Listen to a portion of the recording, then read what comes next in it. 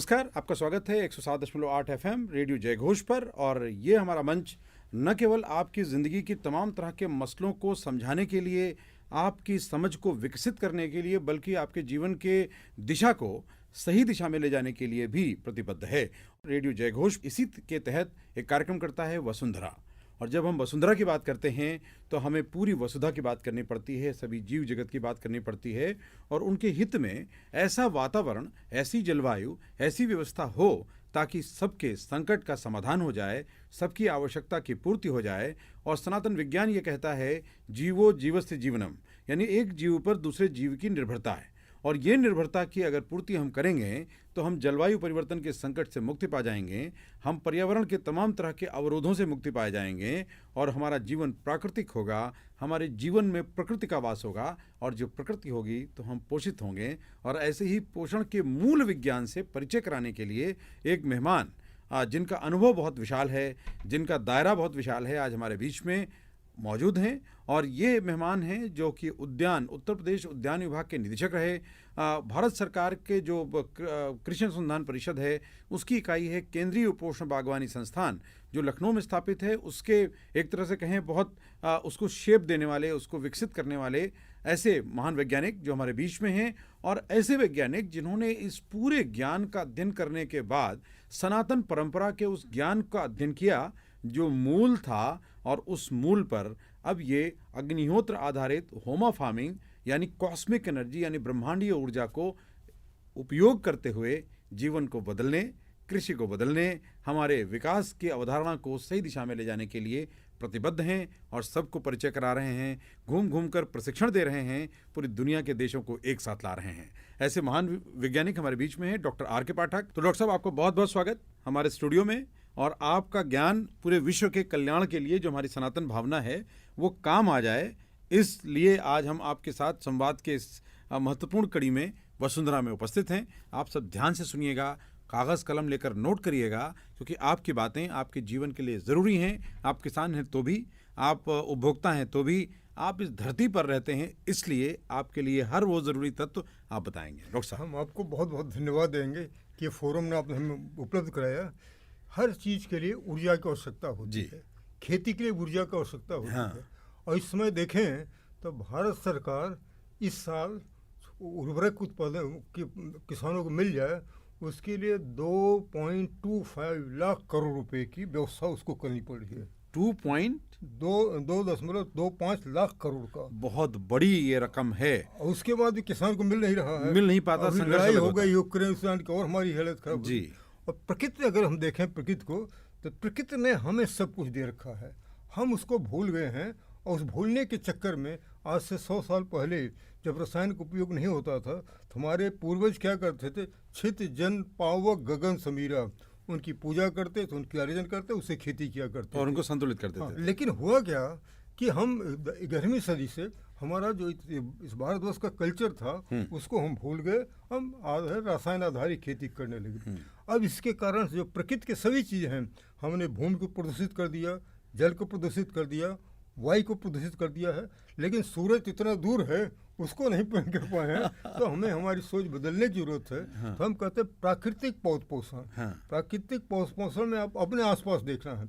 अब देखिए, पौधे जो है 44% ऑक्सीजन, 44% कार्बन, 6% हाइड्रोजन और थोड़ा सा नत्रजन भी ये वातावरण से लेते हैं। और वातावरण की जितनी हमारी गतिविधियां हैं उससे हम प्रदूषित करते जा रहे हैं। हमारी कभी खेती महंगी हो जा रही है, उत्पादन नहीं हो रहा, तो हमें सोचना पड़े। भूमि से मात्र जो है 4 या 5% पोषण आता है। इसमें सबसे ज़्यादा पैसा हमें नत्रजन उर्वरक के लिए करना पड़ता है, यूरिया की मान लीजिए। और यूरिया का जब बनाया जाता है तब वातावरण प्रदूषित होता है, जब उपयोग किया जाता है तब वातावरण प्रदूषित होता है, उत्पाद जो आता है वो बराबर होता है। तो हमें और प्रकृति ने क्या किया है, अपने बीच वायुमंडल में 78% नाइट्रोजन है। साथियों, ये नोट करने की बात है, प्रकृति में यानी खेत के ऊपर का जो वातावरण है उसमें 78% नाइट्रोजन पहले से मौजूद है। अच्छा, अगर इस हम देखें तो 12 किलोमीटर ऊंचाई तक तो 75 से 80 हजार टन नाइट्रोजन पर हेक्टेयर जो है ये मुफ्त में उड़ रही है, उपलब्ध है। हाँ, उपलब्ध है इसको। अच्छा, प्रकृति ने इसके लिए क्या किया है, प्रकृति के 5 हैं जो तो हैं उपलब्ध। एक तो गाय है, गाय का गोबर है, गौमूत्र है, खेत में ज़मीन में सूक्ष्म जीव और केंचुए हैं, और उसके बाद से वनस्पतियाँ हम, अगर इनके संयोग से हम खेती करें तो हमें एक भी ग्राम रसायन की जरूरत आज भी नहीं पड़ेगी। तो साथियों, ये ध्यान देने की जरूरत है कि आपके पास सब उपलब्ध है, आपको किसी के सहारे पर जाने की जरूरत नहीं है, आपके खेत के वातावरण में मौजूद है। खेत का वातावरण आपको ठीक करने की जरूरत है।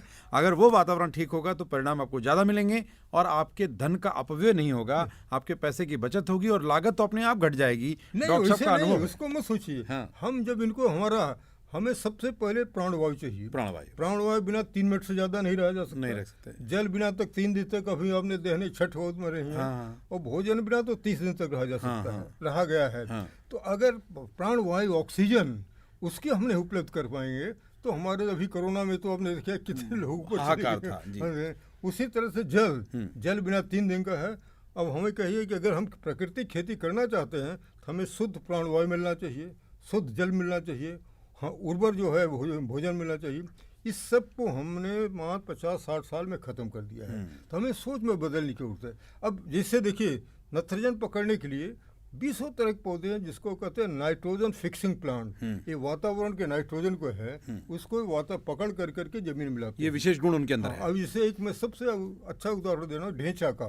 ढेंचा को गाया जाए धान लगाने के पहले तो 45 से 50 दिन में उसकी पलटाई खेत में की जाती है और उसे करीब 100 टन बायोमास मिलता है और उसमें 100 किलो आसपास नाइट्रोजन मिल जाता है। और बायोमास का है क्योंकि बायोमास हमारा कम होता जा रहा है तो उसी कारण हो रही। अभी हमारी पूरी लड़ाई उत्तर भारतवर्ष की है बायोमास जलाने के लिए। अब उनकी ये समझ में आना चाहिए कि प्रकृति में जो सूक्ष्म जीव तत्व हैं, जो केंचुए हैं, ये मात्र 30 सेंटीमीटर नीचे होते हैं। उनके ऊपर अगर इतना बायोमास पूरा जलेगा तो तबाह हो जाती है, तापमान से मर जाए। हाँ, अब उतना तापमान हो जाएगी तो कोई रह ही नहीं सकते हैं। लेकिन धरती क्या कहती है, सदैव आपको पुत्रवत व्यवहार करती है। वो बेचारी क्या करती है, 6 इंच के नीचे गर्मी को नहीं जाने देती है। और उसको ये समझ में आता है कि जब इनको समझ आएगी थोड़ा सा रसायन को बंद करेंगे तो अब उसके रसायन बंद करने क्या है वो किया जाए, उसके ऊपर पलवार बिछाई जाए। जीवामृत सबसे आसान तरीका है, उसको बना कर छिड़काव करो, फिर सब आकर के अपना काम करने लगेंगे। और उससे जो होता है जीवामृत आधारित खेती पलवार के साथ हजारों किसान कर रहे हैं खेती। लेकिन हम थोड़ा और आगे की बात करना चाहते हैं। ये बहुत महत्वपूर्ण बात है। यानी अगर कोई किसान इस झगड़े में या इस द्वंद्व में पड़ा है कि कौन सी पद्धति अच्छी है, तो जो भगवान की पद्धति है, जो भगवान की व्यवस्था है, वो ज़्यादा श्रेष्ठ है। केवल आपका अज्ञान आपके लिए घातक है, आपके जीवन के लिए दुष्कर है। और इस विज्ञान को, इस ज्ञान को, दोनों को मिला लें और आप अपने परिश्रम को, अपने श्रम को, अपने योगदान को इसमें डाल दें, बाकी जो वैज्ञानिक बताते हैं उसको समझ लें, तो आपका काम आराम से होगा। भगवान आप पे कल्याण की भावना सदैव रखे हुए हैं। धरती माता आपको देना चाहती हैं और गौ माता साथ में आ जाती हैं। तो दो माता उसके बाद फास्फोरस जो है हमारी जमीन में इतना है कि हम 100 साल तक उसका उपयोग कर सकते हैं। 100 साल तक? 100 साल तक जितना है फास्फोरस। लेकिन फास्फोरस वैसे घुल नहीं पाता, मिलता नहीं है, तो इसके लिए हमें माइक्रोब की बात करनी पड़ेगी, यानी जीवाणुओं की। जीवाणु। और ये जो गाय आधारित जीवाणु आते हैं उसमें सॉइल के क्या करते हैं, एक तो जैसे आपने होमा की बात की, होमा में जो भस्म निकलता है उस भस्म में अगर कहीं किसी खेत में प्रयोग किया जाए तो नाइट्रोजन दोहक एक करीब 100 टाइम माइक्रोब बढ़ जाते हैं जीवाणु, और फास्फोरस घोलक जो है 1000 टाइम बढ़ जाते हैं। ये बहुत बड़ी बात डॉक्टर साहब बता रहे हैं और ये वैज्ञानिक परीक्षण आधारित बात कह रहे हैं। और केवल आपने परीक्षण किया ऐसा नहीं, पूरे दुनिया के 40 से ज्यादा देशों में इसका परीक्षण अलग अलग वैज्ञानिकों ने किया है। उसी तरह से पोटास की बात है। जितने हैं हम पौधों की उच्च गुणवत्ता युक्त उत्पादन के लिए 30 से 40 तत्व, मतलब करीब 40 तत्व की बात करते हैं चाहिए। और मात्र इसके लिए 5-6 के लिए हम इतना हाथ तोबा मचाए हुए हैं। ये जो है जो 40 तत्व हैं ये कभी भी उर्वरक से नहीं दिए जा सकते हैं। इसमें गोबर की खाद से दी जा सकते हैं, कंपोस्ट से दिए जा सकते हैं, जीवामृत या बाकी उसका उपयोग कर जा सकते हैं, और पलवार से करते हैं। तो पूरा जो चक्र चलता है उससे सबको अपोधा था। और जो गुणवत्ता होती है, अभी 2 साल पहले हमें राजभवन में इसको शुरू कराया था और वहाँ सब्जियों की खेती होती है। मैडम गवर्नर इतना ज़्यादा प्रोत्साहित है कि सुपरिटेंडेंट को कहती हैं मैं कभी बाहर जाऊं तो हमें और कहीं की सब्जी खानी नहीं है, हम ही कभी इसकी सब्जी खाएंगे। तो इतना यही आपका नाक के नीचे हो रहा है, तो इसको हमें समझने तो जो साथियों, आप अगर कृषि करते हैं तो भी, और अगर कृषि नहीं करते हैं तो आपकी थाली का जहर यानी केमिकल्स कम से कम या न्यूनतम हो जाएं या समाप्त हो जाएं, इसके ज़रूरी है कि ये विज्ञान समझें। डॉक्टर पाठक के नेतृत्व में न केवल उत्तर प्रदेश के राजभवन का उद्यान पूर्ण प्राकृतिक हो चुका है, उसमें अग्निहोत्र का उपयोग हो रहा है, उसमें प्राकृतिक खेती के सिद्धांतों का उपयोग हो रहा है, वहाँ देसी गोवंश का पालन हो रहा है, उसके गोबर और गोमूत्र का सदुपयोग हो रहा है, लागत उसकी न्यूनतम हो चुकी है, केवल श्रम जो है वो उसका योगदान हो रहा है, परिणाम बेहतर हैं। और जो प्रदेश के प्रथम नागरिक हैं उन्होंने इस परिणाम का परीक्षण भी किया है, इसका उपयोग भी करती हैं, और ठीक वहाँ से 3 किलोमीटर दूरी पर एक सर्जस और कहना चाहेंगे। अभी गवर्नर साहब गुजरात के आए, गुजरात साहब यहाँ पे एक उन्होंने लेक्चर दिया। उसके बाद उत्तर प्रदेश से उनके से minister agriculture, minister horticulture, APC secretary agriculture horticulture, ये सब उनका गुड़गांव में देखने के लिए गए। गुड़गांव कुरुक्षेत्र में। और हमारा जो यहाँ पर सियासत के कार्बी रोड के पास है, 2000 से वहाँ पर 1 भी ग्राम के रसायन नहीं उपयोग हुआ, यानी 22 साल से रायबरेली रोड में पर गन्ना अनुसंधान संस्थान के बगल में कैंपस है। कितने हेक्टेयर का है? जी 2000 से है। कितने हेक्टेयर, कितना बड़ा एरिया है ये? 15-20 किलोमीटर हेक्टेयर है। 15-20 हेक्टेयर का इतना बड़ा एरिया, पूर्ण प्राकृतिक, जिसमें आपकी सारी विधियों का डेमोन्स्ट्रेशन भी है। हमने APC से कहा, मैं कहा साहब आप वहाँ तक गए, आपके नहीं यहाँ पर हो रहा है, एक दिन जाकर देखिए। अगर देख लेते हैं तो उनका मन कहीं हमें जाने की जरूरत नहीं है, सब यहीं पर है। और उसी शोध पर हम क्या कर रहे हैं, एक बायोडायनेमिक पद्धति की बात और एक अग्निहोत्र की बात, दोनों को अगर हम जिस दिन जुड़वा सके उस दिन विश्व में इससे बढ़िया कोई तकनीकी नहीं है, इसकी मैं गारंटी देने के लिए तैयार हूं। और डॉक्टर साहब का अनुभव कितने वर्ष का है? डॉक्टर साहब आपका उद्यान और कृषि का जी कितने वर्ष का अनुभव आपका है?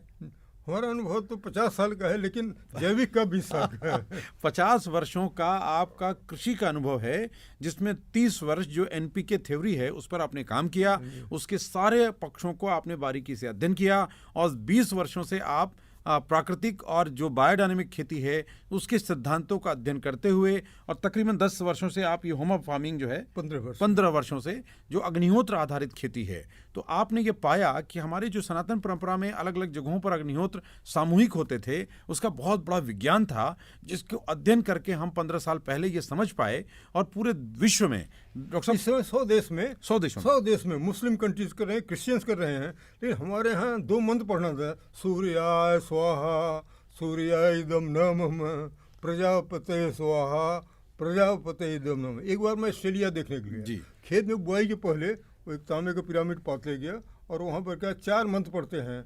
एक मंत्र भू स्वाहा अग्ने इदम नमः, 1 ड्रॉप घी डालते हैं, भू स्वाहा वायु इदम नमः, स्व स्वाहा सूर्याय इदम नमः, भूर्भुवः स्व स्वाहा प्रजापति।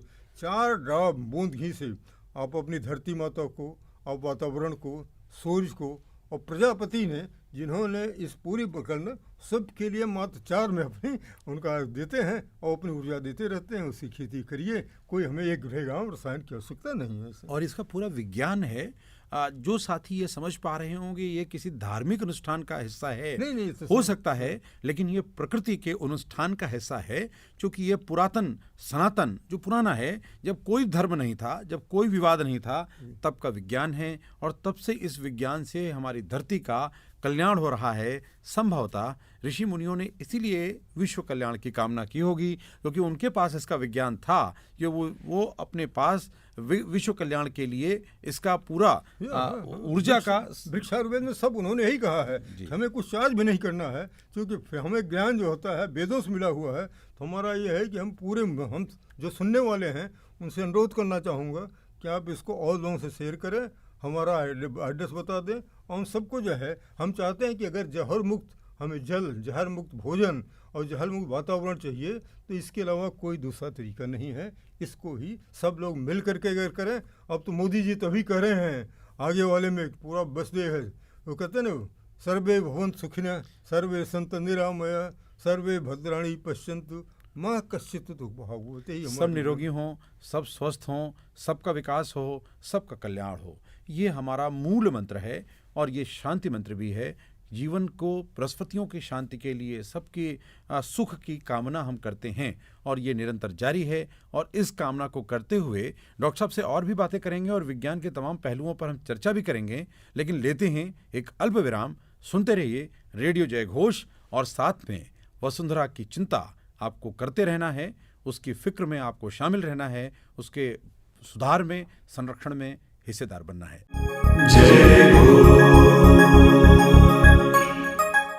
एक बार फिर स्वागत है आप सबका हमारे कार्यक्रम वसुंधरा में। आप देख रहे हैं हमारा चैनल जय घोष और सुन रहे हैं हमें रेडियो जय घोष 107.8 FM पर, और हम आपके मित्र राधेश्याम दीक्षित। आज इस वसुंधरा में हमारे मेहमान डॉक्टर राम कृपाल पाठक, जिनका अनुभव संसार बहुत बड़ा है, आपकी भावना भी बहुत विशाल है, और मुझे लगता है कि हज़ारों ऐसे विद्यार्थी आपने दिए हैं हमारे देश को, जो पूरे देश के अलग अलग हिस्सों में, विभिन्न संस्थानों में, विभिन्न विश्वविद्यालयों में, महाविद्यालयों में न केवल प्रशिक्षण दे रहे हैं, शिक्षा कार्य कर रहे हैं, बल्कि शोध कार्य उन्होंने जो किए हैं वो हमारे देश ही नहीं पूरी दुनिया के सुख की लिए आधारभूत कार्य हैं, और उन सब का सदुपयोग हमें करना है। डॉक्टर साहब ने अपने 50 साल के अनुभव में ये दावा किया है कि वो जिम्मेदारी लेते हैं कि इस पूरे विज्ञान को समझकर कोई भी किसान साथी या कोई भी व्यक्ति जो अपने घर में उद्यानिक काम करे, कृषि का कार्य करे या गमलों में भी खेती करे, तो उसे लाभ होगा, पूरा पोषण मिलेगा,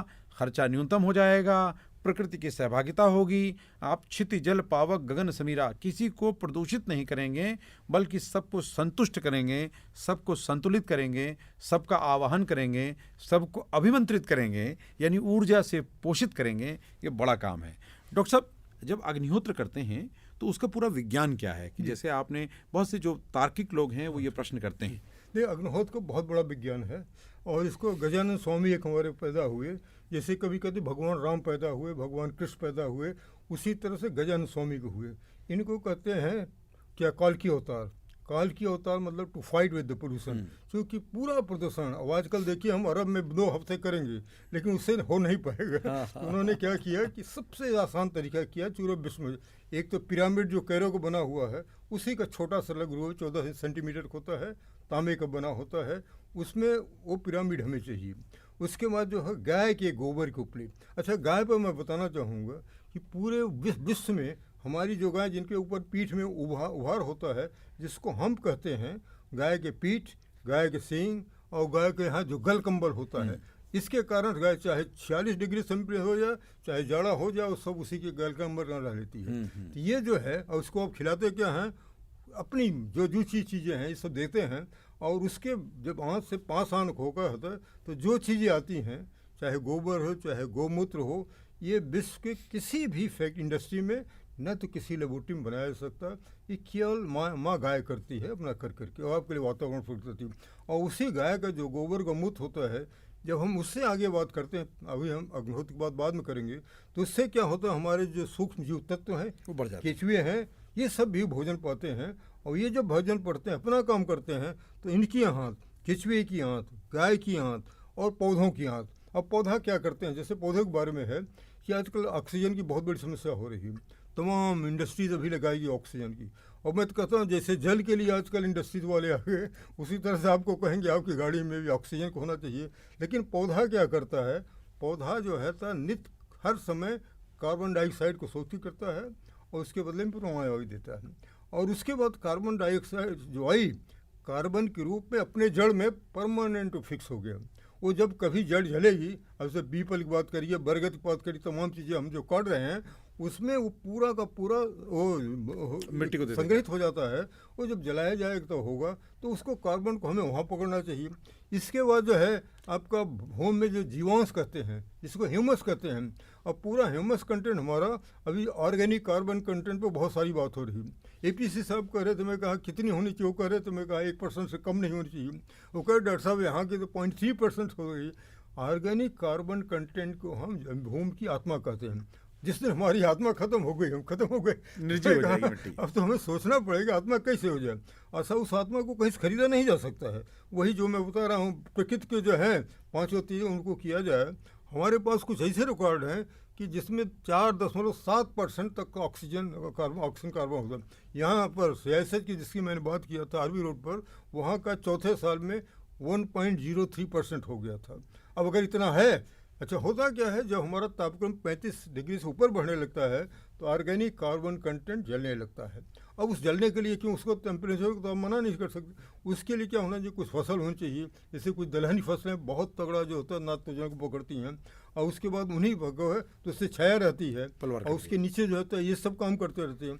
और जो पलवार है, पलवार जैसे हम आप अपने जो बस है पहनते रहे, बदलते रहते हैं, अभी गर्मी में कुछ पहन रहे थे वो अभी पहन कर रहे हैं, उसी तरह पलवार तो हर ये पौधे हर समय वो रहते हैं वातावरण को, तो उनके लिए जो एक 15-20 सेंटीमीटर का जो भी चीज़ है जो शेष को जलाया जा रहा है उसको उनकी भी बिछा दिया जाए, और उसमें अगर ये व्यवस्था कर दिया जाए कि उसमें कुछ दलहनी फसलों का हो तो उनको भोजन भी जंतु बहुत अच्छा होता है।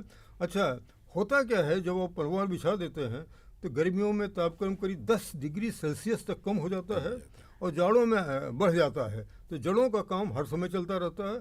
और केचुए हैं, जैसे केचुए दिन में ऊपर आ गए चिड़िया खा जाएगी, लेकिन अंधेरे में रहेंगे तो अपना काम 24 घंटे करते रहेंगे, और इनको सबको सड़ा कर मतलब विघटित करके बनाने का काम ये जो माइक्रोब्स करते हैं। आज हमारे वैज्ञानिक क्या कहते हैं, पौधा, डॉक्टर साहब आप चाहे गोबर दीजिए चाहे यूरिया दीजिए, पौधा नहीं रिकॉग्नाइज करता। लेकिन माँ जो है, धरती माँ है, पौधे को 3 तरह से उपलब्ध कराती है। या तो उनका ऑक्सीजन ऑक्सीकृत करती है, जैसे नाइट्रोजन नाइट्रेट फॉर्म में, फास्फोरस फास्फेट फॉर्म में, सल्फर सल्फेट फॉर्म में, या उनका चिलेशन करती है जैसे आयरन का है, या तो उनका आयन फॉर्म।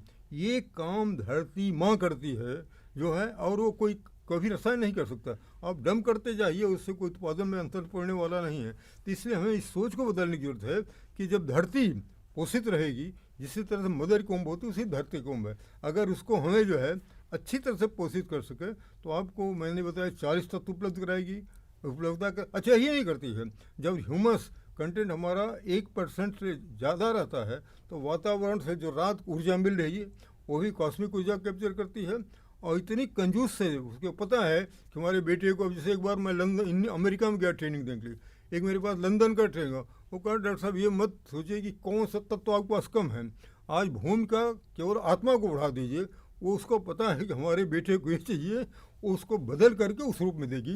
ये सब समझने की जरूरत है, नहीं समझते हैं तो हम इस उर्वरक डालते जाएंगे, अपना करते जाएंगे। बहुत बड़ी बात डॉक्टर साहब ने बताई है, और जो विज्ञान बताया है उसमें आपको ध्यान रखने की ज़रूरत है। जो तर्कशील लोग हैं उनके लिए बता दें, देसी गाय जो जिसका परिचय आपने दिया वो बॉस इंडिकस है, ये इसका जियोलॉजिकल नेम है, और जो बॉस टॉरस है यानी जो अन्य प्रजाति के गोवंश हैं जिनके दूध के लिए बढ़ावा दे दिया गया, चाहे वो फिजिशियन हो, चाहे फ्रीजियन हो, चाहे हॉलिस्टियन हो, चाहे वो जर्सी हो, ये गोवंश उस मात्रा में उसके पास बैक्टीरिया नहीं है और इसलिए वो लाभकारी नहीं हो पाती। तो देसी गोवंश को धर्म के आधार पर बढ़ावा देने का आह्वान आप नहीं कर रहे हैं, आप विज्ञान के आधार पर बढ़ावा देने, उसके सदुपयोग करने, उसका सम्मान करने और उसकी प्रतिष्ठा ज़रूरी है, क्योंकि प्रकृति के लिए ज़रूरी है, आपके पोषण के लिए ज़रूरी है, आपकी खेती के लिए ज़रूरी है, और इन सब व्यवस्था के संतुलन के लिए ज़रूरी है। इसलिए उसको माता की संज्ञा दी गई है। ग्रोथ की बात रह गई थी जी। एक तो हो गया उपले, वो हो गया पिरामिड हो गया,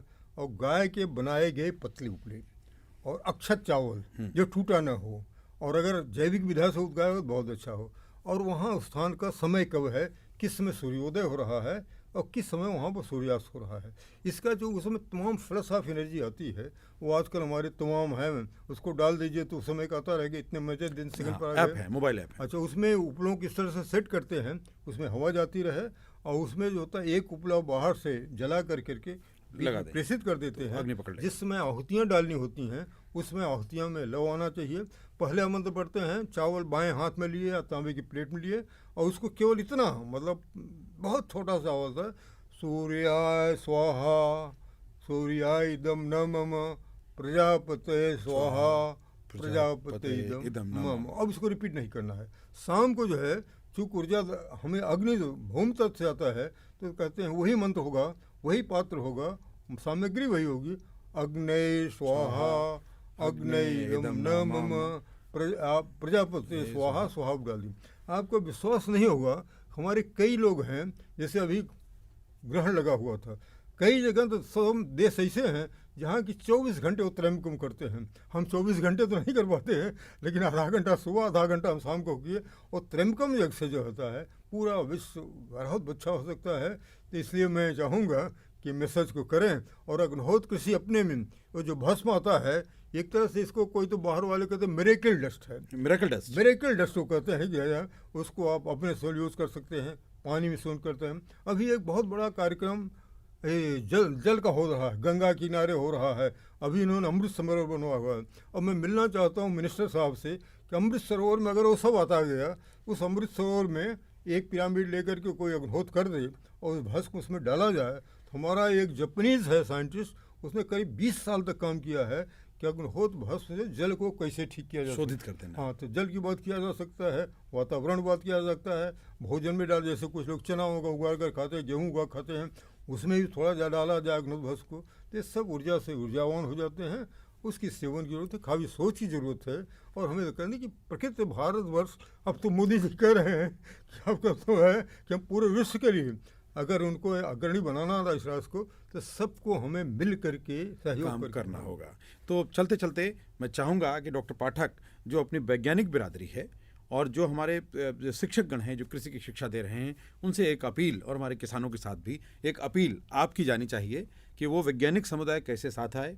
जो कृषि के शिक्षक हैं वो अपने विद्यार्थियों को शिक्षा में इस बात को ज़रूर डालें, क्योंकि ये मूल विज्ञान है, और जो किसान साथी हैं वो इस पर अमल करें। आप अपील करें। हम सबसे अनुरोध ये करना चाहेंगे कि हम भी टीचर है बहुत दिन, कि हमने आपको माइंड NPK सेट में फिक्स कर दिया है, जिसको कहते हैं ऑयल बेस्ड खेती।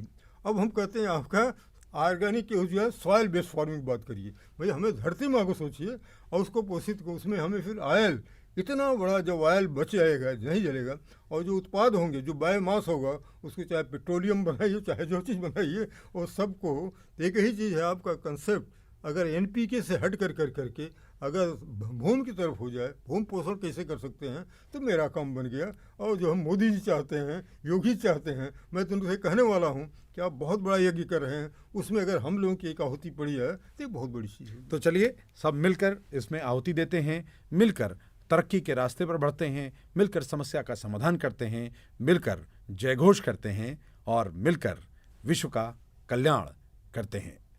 वंदे मातरम। नमस्कार। और आप सुनते रहिए रेडियो जयघोष 107.8 FM, और हमारे YouTube चैनल को भी यूं ही आप पसंद करते रहिए। शेयर करना कतई मत भूलिएगा, लाइक भी कर देंगे तो बार बार आपके पास नोटिफिकेशन आएंगे। सब्सक्राइब करना मत भूलिए, क्योंकि ये ज़रूरी काम है, और जितने ज़रूरी काम है अगर आप करते रहेंगे तो प्रकृति का संकट समाधान की दिशा में रहेगा। जलवायु का जो जंजाल है, संकट है, वो कृषि के लिए जो संकट बना हुआ है, पूरे विश्व में चर्चा हो रही है, देशों में मत नहीं है, एक मत नहीं हो पा रहे हैं, हो जाएंगे। पहले हमें एक मत होना है। नमस्कार। आपको बहुत बहुत धन्यवाद डॉक्टर साहब। बहुत बहुत